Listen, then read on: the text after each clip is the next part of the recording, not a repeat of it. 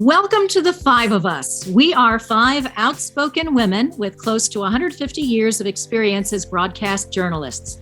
We left our jobs on the very same day, and we are dedicated to helping women avoid the many pitfalls common to the workplace. We've heard from hundreds of people recounting tales of woe on the job, and we have done the research, we're putting it all in a book, and we are here to help. I'm Roma Torrey, and along with Kristen Shaughnessy, Janine Ramirez, Vivian Lee, and Amanda Farinacci, we are the five of us. Welcome back, everybody. Thanks for joining us once again. We're all working mothers, and we're lucky enough to have supportive husbands who have got our back each day. But even with all of that, I have to say, and I'm going to make a declaration, there is no such thing as a work-life balance. And the reason I say that is because when you're at work, the scale goes in that direction and the family loses something, and it's the reverse when you're home. Mm-hmm. But the demands, there's always demands on you. When you're at work, there's demands from the family, and when you're at home, there are demands from the workplace. So in this episode, we're going to talk about that, and we're going to talk about the give and take, the angst, the exhaustion, and the constant guilt that so many, particularly women, feel when they're working and they feel that they're, depriving their family, or vice versa, when they're at home. But in the end, I think true work-life balance is elusive across the board. So I wanted to start, because this is very personal for each of us, I wanted to start with each of you, and you don't have to, expand too much on this, but give me an experience, your best experience and your worst experience when trying to achieve some kind of balance between your work and your family life. And I'll start with you, Amanda. Right. So you have two little girls. I do, and they're 6 and 8, and they are very aware of my job and me, being working. They know that I'm working. Mom's on a meeting, or mom's, doing any number of things. Best and worst are actually the same, right? So the pandemic changed things for everybody, where you no longer have to be in an office, and you can kind of work from anywhere in a lot of scenarios, right? So that's great, because you can, be on a soccer field and on a work call and, doing what you need to do while you're present for your kid. But that's also the worst thing that's happened for me, because that has created a scenario for my girls who think that anytime I'm on the phone, it's like free for all. So this happens to me once a week at least, where I'm on an important phone call, and I'm talking, I'm engaged in the conversation, and then somebody will be like, "Mom, I need water. Mom, I need water." And I'm trying to press the mute button, and I'm doing this ferociously, and I'm and then after I get off the phone, I'm like, "Do you not see that I was on a work call?" I get so enraged, and they're little girls. What do they know? But it's a nice thing that but it's just, short of me locking myself into a closet, which we know people have done in the pandemic, I don't know how you get around it. Yeah. I don't know. You know what? Vivian's little girls made quite a few apperances in our past podcasts. So yeah. They know when we're doing our podcast, and they will come on specifically to be seen. Intuitively. Right, I'll set my downstairs living room into a little podcast area. Obviously, we got lucky this time around with a nice set here on Staten Island, but usually it's in my living room with my little computer, and I'm telling my family, stay upstairs. Don't come. I have an open layout downstairs. Yeah. So, I'm thirsty, I want water, Mom. Drink it from the bathroom faucet upstairs. Do not come down. We were taping the show. Not now. So yeah, there is spacing, right? Trying to find a little space in your house to make it happen and work, because a lot of us don't have built-in offices in our homes. We live in New York. It's not, there's not that much space. So there's that, and but working from home, think about all the money we saved on dry cleaning during the COVID. Right? Yeah. We had fewer events to go to, the commuting costs. We all lived in sweatpants for a long time, so our feet are happier. We don't have to wear all those high heels anymore. So yeah, there were good things to come out of the pandemic, as far as but there was also bad things, right? we got kind of cut off from routine. Mm-hmm. So that, I think, is the downside, right? And the social aspect. And the social aspect of it. And also that the day starts and ends like without set hours doesn't. necessarily, Yeah. right? So that's another thing. Or a that's, like, change of place. Right. Yeah. Right. Right, if you don't set like a schedule for yourself, Yeah. you know, you get less done. You're not as productive. That's Yeah. All right. Well, I'll go. For me, we're talking about the worst. My work life and my family life collided one awful day, and I don't mean to be a Debbie Downer, but things turned out much better. About 8 years ago, when I found out I had colon cancer, and the doctors had given me a date to have the surgery, but it happened to be just before my daughter was due to report to her college for her freshman year. And she was freaking out about it just under normal circumstances because we're very, very close, and she was not comfortable leaving home, especially going up to Boston. So I told the doctors, I'm not doing the surgery until after I drop my daughter off at school. Well, you know, I was on the air, and you know, you have some notoriety as a newswoman. So the story broke in the newspapers on the very day that I was supposed to drop my daughter off and leave her in school. She was crying up a storm, and she was like, I don't know if I can do this. And you know, she didn't know anybody, and here's the scene. That's hard enough that day anyway, right? It is. In addition to your mom having so cancer, right? angst-ridden, Yeah. right? And so we're walking in Boston Common. I've got my arm around my daughter, and she's sniffing, and I'm sniffling, and I'm trying to calm her down, and my phone is ringing nonstop. The New York Post, the Daily News, the New York Times. You know, everybody wanted to get a comment from me, and not to mention family members, because I really kept it quiet until the bitter end. Anyway, it was just a miserable, awful scene, and I felt so guilty, you know, that I put my daughter through all of this. But the best part is that she turned out great. She's a very 8 years later, I can say that. No, really, she's a very centered, graduated. beautiful young woman. Did you really think that was going to be the pinnacle?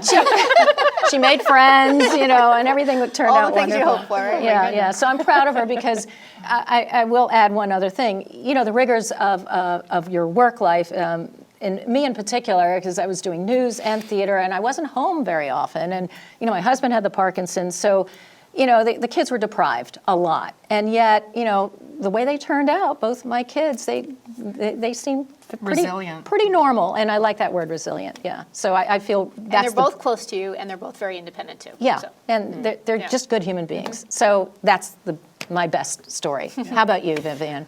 I think my best and worst happened after I had decided to go to part-time hours. So first pregnancy, I didn't think I could work full-time. Eventually, I was ready to go back to full-time work, but shortly during my second pregnancy, my grandmother died. And it was the first funeral that I was able to attend in, up to that point, maybe the 15, 17-year career that I had working in news. I had missed every funeral, every wedding. I felt horrible about it. My family had just basically checked me off as checking out all the time. And when I showed up, it was without any prior warning because I was actually trying to make arrangements, but because of the part-time hours that I had, I was able to do it. 6 months pregnant, got on a train, couldn't get on a plane. I made the 24-hour trip to Canada, attended the funeral, and I felt so good at such a terrible event. There's still comfort in grieving with your family, right? It's a reunion of sorts. You see old friends, community leaders came out for my grandmother's funeral, and I was just so happy to be there. Fast forward to, actually backtrack to the worst moment, and shortly after returning to work after the first pregnancy, I started noticing a pattern of missing firsts with my baby as a new mom. And my caregiver would send me shots of videos of not only her first words, but her first steps. She shared them with me. She didn't put it on the chat line with my husband. She wanted to share it with me first. She knew it was important. She even sent me a shot of the first accident outside of the potty, sitting on the living room floor. And that was when I realized, okay, I tried to strike the work-life balance to be more present, and I still missed all of this because my career was worth it still at that point. Right. So that was my worst and best. Right, and they're great little girls, so you have nothing to Yeah. worry about. Kristen, you're on. Well, I think the best, at the time when it happened, I was annoyed because I had worked 21 days straight. So I was like, I'm at the end. Like, it was straight through. I was exhausted. I went to pick up Jamie from school, and another mom said, "Oh, I heard you're working part-time." And I was like, are you kidding me? Like, that's, Jamie had told them that I was working part-time. But in reality, that was great because I worked in the middle of the night a lot of times, my start time, so I could pick her up from school. So she didn't notice. So as I thought about it, once I got over my initial rage about that comment, I was like, oh, this is good. You were actually working like 60 hours a week. Yeah, so- it was working. So that was a good one. I missed the first day of kindergarten. You forget picture day. You know, it's okay. I think you got to give yourself a break, right? Because we can't do all things. And honestly, if you're there for them and they know you're there for them, it's going to be okay. The worst, which you guys know, when my mom passed, she had said to me she knew how I felt about work, and she's like, you got to go back when she had went into hospice, and I left, and I was on the air like 14 hours later. She died at 2 in the afternoon, and I was on the air the next morning at 4. And I didn't tell anyone because I couldn't get through it. If I had told anyone, I just steamroll through it, tried to put on the happy face, whatever. And I would say to everyone out there, don't do that. In retrospect, I would never do that again. But I worried about my job. I worried about just my priorities were not in line. It says so much, though, that your mother told you. She told me to leave. She's like, because I kept going back and forth, because they had moved from New York to North Carolina. So I just kept flying to the point where one time I went to the airport and I was trying to get on the plane to Raleigh. They're like, you made it to New York. I switched the ticket because I was so confused. Oh, you poor thing. Oh my gosh. So my point is we can't be all things, but if it's family, just take the time. Take the time. Yeah. It doesn't make sense not to. How much do you regret that decision? I'll regret it for the rest of my life. Really? Yeah.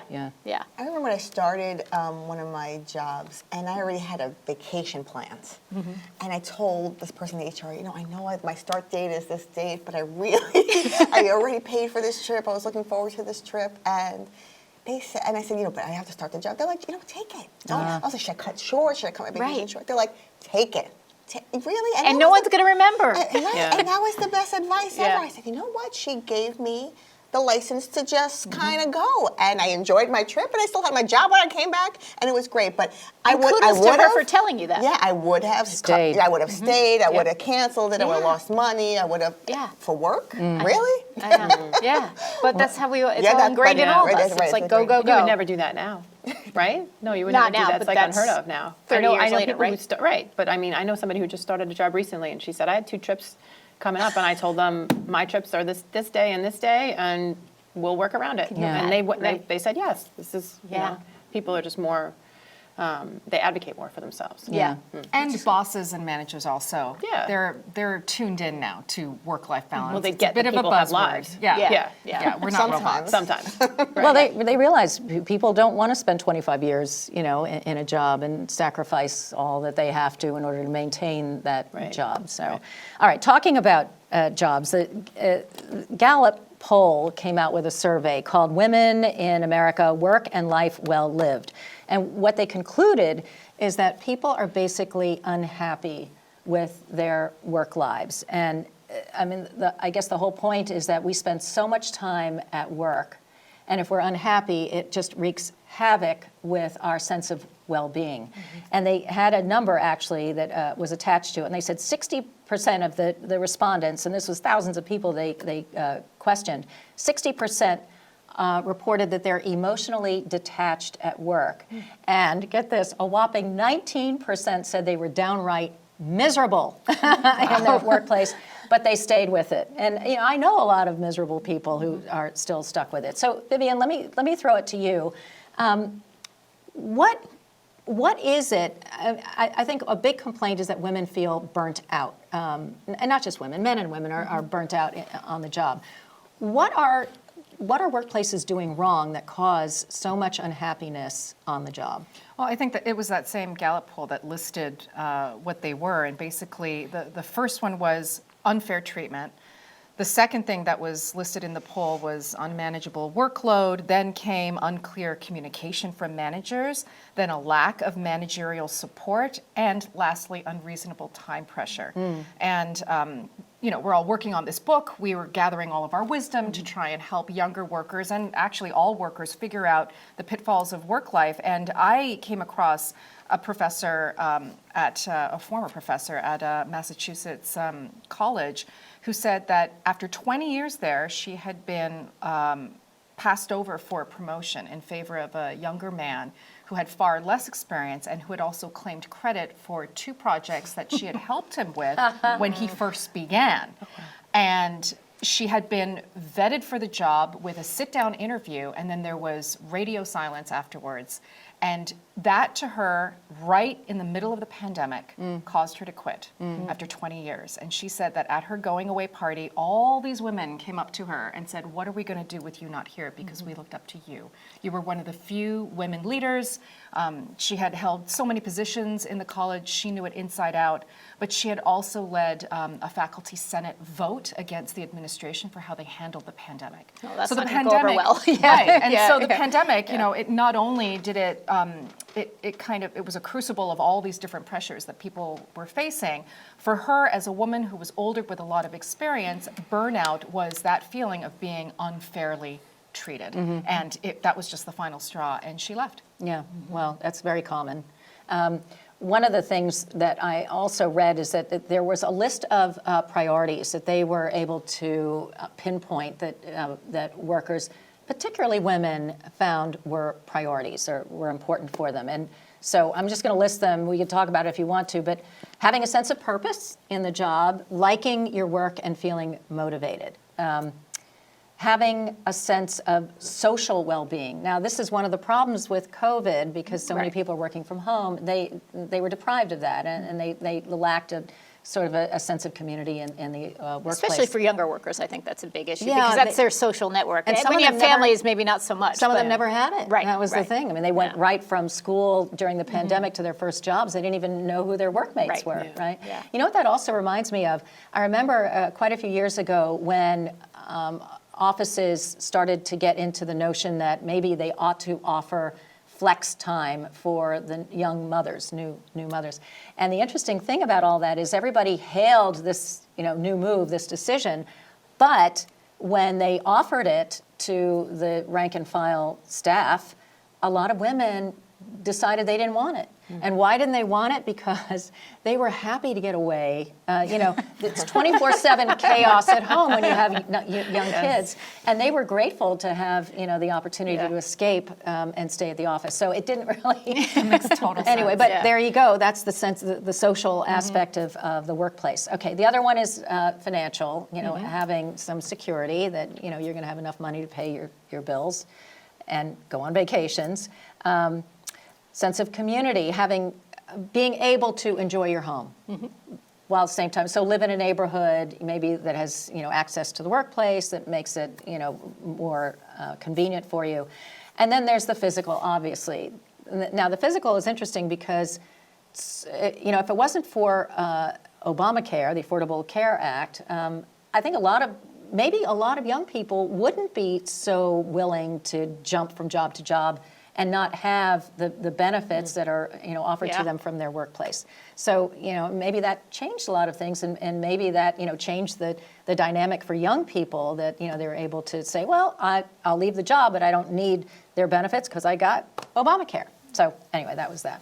Now I want to put this to you guys. I thought we're all bitching a blue streak, but let's talk about some recommendations that bosses need to know in order to make for a happier workforce, and by extension, a happier family life as well.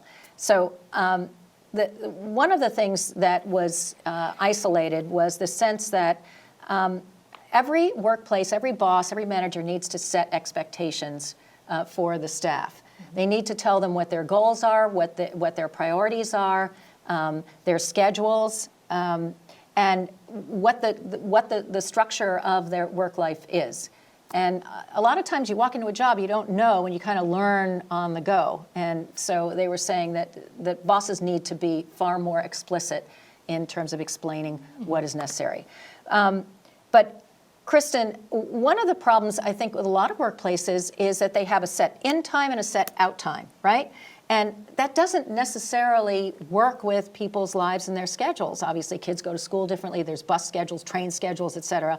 So what do you think As someone who has businesses should worked, do? I think I've worked every shift. I've worked, getting up at 2 in the morning for many, many years, but also I was a night reporter at one point. I worked a 9 to 5 or 9 to 6. We had a 6 o'clock newscast, and then people walked out. I was like, what is happening here, Right. I think flexibility in hours. People know when it's best to work. We came in and, Janine will say, I'm not a morning person. I'm a morning person. You would be better at night. So why don't you structure your workday, if you can, if you're not part of a team, the best way that you're more productive for the company. It would help the company as well. It also would help commuting, right? Like not everybody's working. 9 to 5 was such a thing for decades. But why? Like, why not 6 to 2, and then you can get your kids from school and give people a choice. If you're not in a team setting where you're relying stuck in rush hour Right. traffic with everybody else, that takes up your time, right? When you could do it off peak a little bit and get to work. And also let people work at home, right? Like we know people have had long commutes when they could have used that time to work. Right. There was one CEO who was recently interviewed, and he said he has realized that his base for hiring is now 50 states. He can get the best of the best, so it's actually more competitive to work for him. Smart. But he also allows them the flexibility. He's like, I don't need them in the office. Right. Our productivity has increased. Our bottom line has increased. Like we're making more money. Why am I saying to just come in because we own buildings that we're annoyed aren't filled? Like that's the only reason I'd tell them to come in. So It strikes me that a lot of it has to do with laziness on the part of company managements, right? Because for decades they have followed this 9 to 5 rule. Yeah. If they tell everybody you have to be in at a certain time, then they're leaving It's the easier. onus on the employee to meet that requirement, as opposed to what some workers are now saying. Post-pandemic, what have we learned? And flexibility is one of the things that they're demanding, right? So that same Gallup poll that was looking at what was causing burnout did ask these same employees, what do you think will make your office life easier? And one of the things was giving workers those options of like, if you're not going to be in the office for a set amount of hours, then you're going to make up those hours at home. And then there's going to be some kind of follow-up from your manager.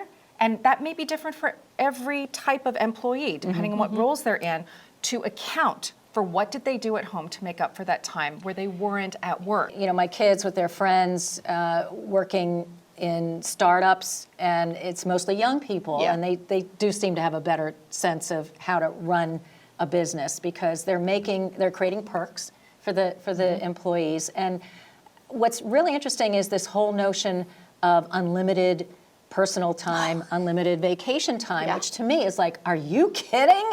Those of us you got 2 weeks when you start, and maybe after 10 years you might get... after 5 years you might get a third. Right. But no, this is, it just seems to be so more common. so wonderful now. But what are the pros and cons? It's tricky because I know somebody who works, I have unlimited vacation time. Okay.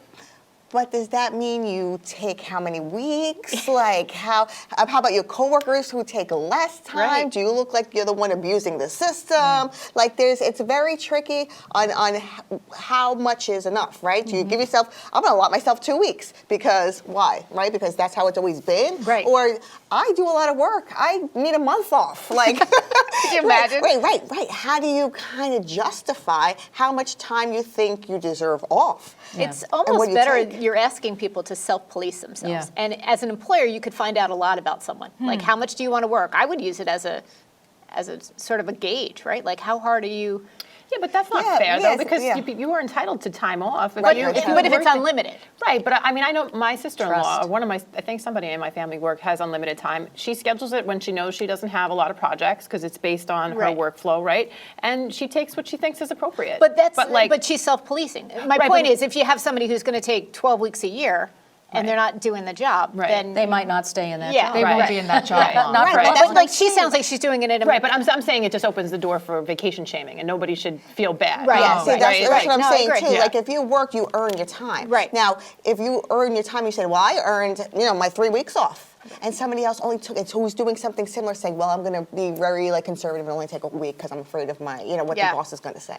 Well, how is that fair? Yeah. How is that fair? But that's where the boss has to step in, right, and make sure that everybody's playing fair.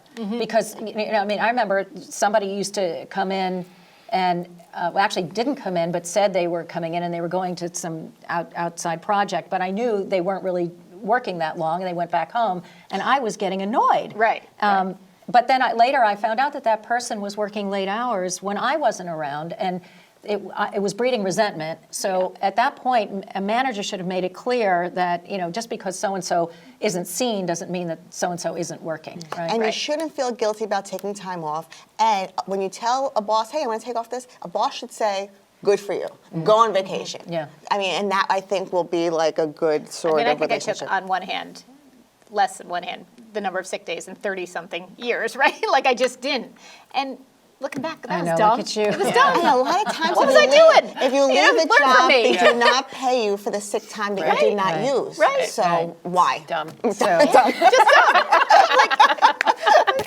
women need to be more selfish across the board. Yeah, it's not selfish, just, though. It's just It's the way. not. Well, It's earned. No, this is dumb. Yeah, no, that was dumb.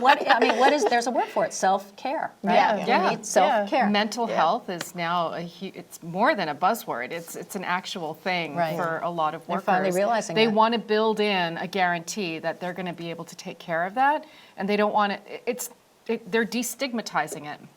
The more they talk about the need for self-care and mental health. I feel like founder-led companies, they really have gotten it during the pandemic. They really want their employees to be the best they can be, to be healthy, and then to be up to the job. So they're allowing them to move away. They're allowing them, as long as you get your job done, they don't really care how you do Right. it. And give me, they'll say, give me ideas on how to make that happen, which I think is really good. Before we sign off, I just wanted you guys to give, just go around the table, a tip or two to help women navigate their work life with their family life. Amanda? Strong partner. I think you can't do any of this without a village, husband, Okay. wife, whatever.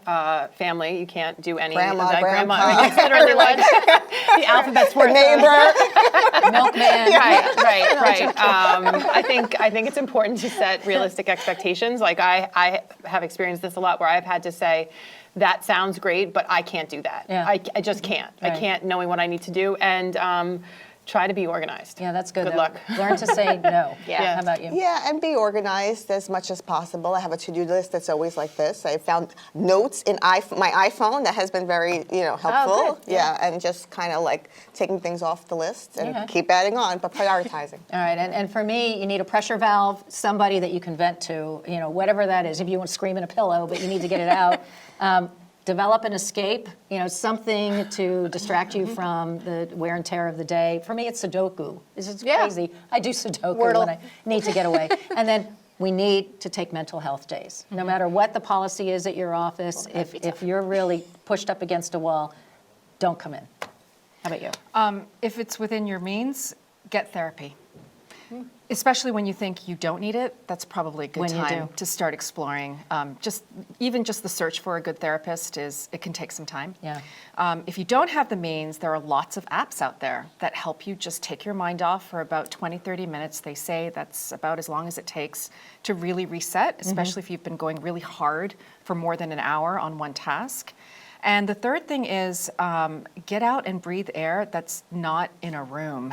It's not toxic. That's not toxic, but also just get out into nature. In a city like New York, Take a walk. Fresh air is kind of, there are many different definitions of it. But even if it's just around your neighborhood and you're just looking at trees and the sky, it can be very helpful. That's the escape. Chris? I think it's just get rid of the guilt, right? Because we all have that guilt. I got Easier a message said from, than I know done. it is, but I got a message from a cousin, and she was doing such a great job with her kids and stuff, and she said, well, you guys all made it look so easy, so I'm trying, but I'm struggling, and I'm like, I said, we were struggling, like, let's be honest about what's really happening.